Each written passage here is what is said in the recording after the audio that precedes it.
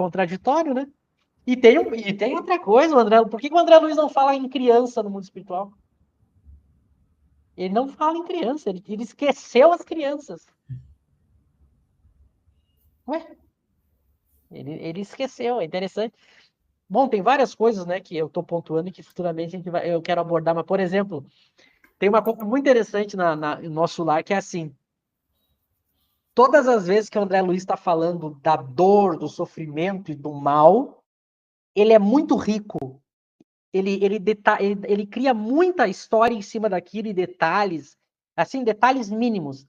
Quando ele vai descrever a fala, a palestra de um espírito dito superior, é sempre resumo. É sempre assim, ó, rapidinho, papum, acabou, deu. Ele não entra no detalhe. É muito interessante como é aquela questão que Kardec fala, né? Em algum momento o espírito sempre se trai. Se tu deixar o espírito, o fascinador, o pseudo-sábio falando, ele vai a cada momento se traindo, se entregando. Por que ele não consegue reproduzir com profundidade e detalhe a fala dos espíritos superiores? É sempre algo superficial. Sempre. É muito interessante.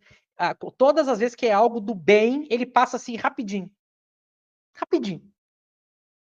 Né? E aí eu lembro que algumas falas de Kardec, né? Eu não consigo, eu posso imitar o mal, né? Agora, imitar a qualidade do bem, aí é complicado, né? Eu posso escrever uma obra de ficção péssima. Agora, eu ter a mesma qualidade de um grande escritor, isso eu não consigo imitar, se eu não for um, né? Então, a fala dos grandes espíritos na obra dele é sempre uma coisa assim, rapidinho, é só um resumo. Mas por que seria a coisa mais interessante para nós, né? Tem um grande espírito ali falando, dando uma palestra para ele. Por que ele não conta com detalhes? Eu quero saber o que esses espíritos estão ensinando. É que ele não consegue reproduzir quando é fala de espírito superior. Né? Por quê? Porque ele não é um. Ele não é um, então ele não sabe. Ele não sabe nem inventar, né? Porque como é que tu vai tirar da tua imaginação? Ele teria que copiar de algum. Então, nota como esses detalhes vão fazendo o espírito se trair, né? Tem outra coisa que eu lembrei, que o tempo todo ele faz uma oposição entre a parte intelectual e do trabalho, né? A parte intelectual é a parte do trabalho material. Eu acabei de ver um trecho que ele fala, algum mentor falando para ele, André Luiz, você chega de investigar tanto intelectualmente, você precisa se dedicar ao trabalho. Ou seja, o tempo todo ele fazendo essa oposição, como se no mundo espiritual tivesse trabalho material, e Kardec fala que é trabalho, sobretudo, atividades intelectuais, né? Não materiais, e como se a prática do bem não fosse necessária a parte intelectual para você praticar o bem. Como é que eu vou praticar justiça se eu não sei o que é direito à justiça? Para eu praticar bem a justiça, eu preciso saber o que é justiça. E como é que eu vou saber o que é justiça se eu não estudar? Então, o problema, a gente não estaria falando dessas coisas se elas não tivessem ressoando no movimento espírita. Mas elas ressoam, os espíritas falam isso, alegam essas coisas. Mas você estuda tanto. Cuidado para não vai descuidar do moral. Como se fossem coisas opostas. Isso é coisa do André Luiz, né? Que a pessoa fica se dedicando muito ao pensamento e não cuida da parte moral. José, tu me lembrou de uma coisa que deixa eu compartilhar com vocês que aconteceu. Primeiro, isso que tu está falando é todo o tempo na obra do André Luiz, eles sempre colocam com maus olhos quem questiona, quem quer estudar. É sempre visto com um ar do tipo que pessoa prepotente, arrogante. Em vez de trabalhar no bem, em vez de trabalhar no amor, ele quer ficar entendendo as coisas. Que é a lógica do Emmanuel para o Chico, não pode estudar. Que é típico do picareta. É típico do picareta que ele fica tentando fazer com que tu não raciocine, só obedece, trabalha. Lembra as 3 primeiras palavras do Emmanuel para o Chico: disciplina, disciplina. É sempre a coisa da passividade, da obediência, né? Para eu justamente dominar.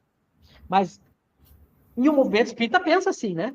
Esses espíritos aí, kardecianos, eles ficam estudando, quem estuda é orgulhoso, quem não estuda é humilde. É assim que o movimento espírita pensa. Tanto que o movimento espírita coloca Kardec abaixo do Chico, por quê?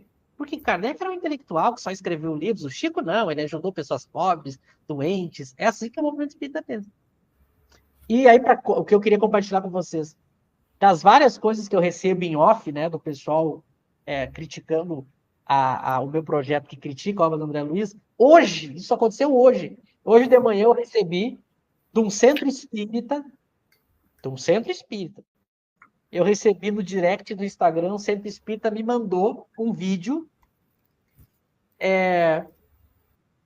fazendo comida em viandas e doando para os pobres. Que eles estavam fazendo isso. E eles me mandaram assim, olha, enquanto você está aí falando em estudar, criticando o André Luiz, nós estamos aqui trabalhando em prol do Cristo, ajudando quem precisa. Me mandaram isso. Então, olha só que interessante. Como as pessoas, elas usam... É um sofisma, né? Elas usam uma coisa para descredibilizar a gente, né? Como se uma coisa tivesse a ver com outra. É maravilhoso quem puder. É maravilhoso quem puder ajudar quem tem fome, né? Maravilhoso, isso é lindo. Importantíssimo. Imagina uma pessoa que tem fome, a gente pode dar um prato de comida. Ainda mais a gente tem um projeto social que faça isso, é maravilhoso. Mas isso nada tem a ver com o estudo do espiritismo, com o verdadeiro e falso, com estudar o mundo espiritual. Não tem nada a ver uma com a outra. Não, isso, na verdade, é uma falsa dicotomia, né? Assim, de colocar ou você estuda ou você faz caridade. Você pode fazer duas coisas ao mesmo tempo, né? Não é uma coisa... E ninguém aqui vai ficar ostentando caridade, né? A gente pode fazer caridade sem ficar se mostrando que está fazendo caridade, né? É aquela coisa, né? Eu me esqueci a frase, né? Não dê a mão direita o que... Não saiba a vossa mão esquerda o que faz a direita, né? Não, e é interessante isso, Eric, porque também tem uma outra coisa. A pessoa que me mandou isso não conhece a minha vida íntima, o meu cotidiano, ela não sabe se eu não faço isso. É só porque eu não mostro? Então é também outra coisa do movimento espírita, né? Só quem mostra é quem faz. A pessoa não sabe se a gente não tem uma vida tão abnegada quanto, né? Só porque a gente não fala, só porque a gente não exibe. Então, veja, é muito curioso isso.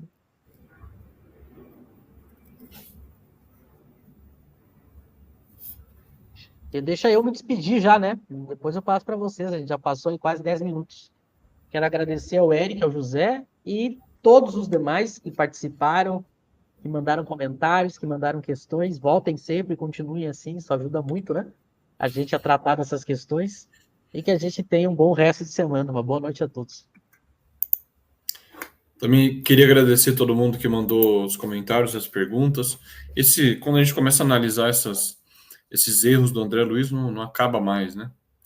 É impressionante, né? Porque tem um professor de filosofia que eu acompanho na internet, ele costuma dizer assim, o acerto é um só, né? Então 2 mais 2 só pode ser 4. Agora o erro dá para errar 2 mais 2 é 5, 6 e ao infinito, né? Então você começa a refletir sobre esse sistema do André Luiz, você não para mais deduzindo as loucuras lá. Mas é isso, é sempre muito bom conversar com todo mundo, o pessoal contribuindo aí, colocando os comentários. Vamos seguindo, estudando e conversando sobre o Espiritismo, sobre a obra de Kardec, que é tão importante para a gente. Voltamos semana que vem. Grande abraço a todos. Excelente, quero agradecer ao Michel, ao José.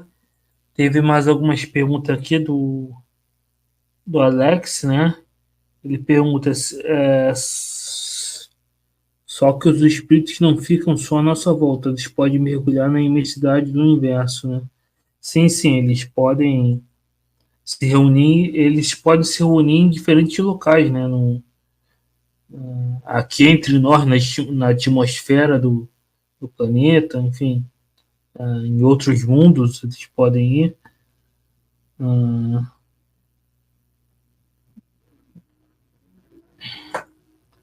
Aqui tem mais uma pergunta. Por que após o desencarne o espírito Kardec não foi evocado para dar a contribuição ao espiritismo, assim como outros grupos, segundo a Revista Espírita? Você teve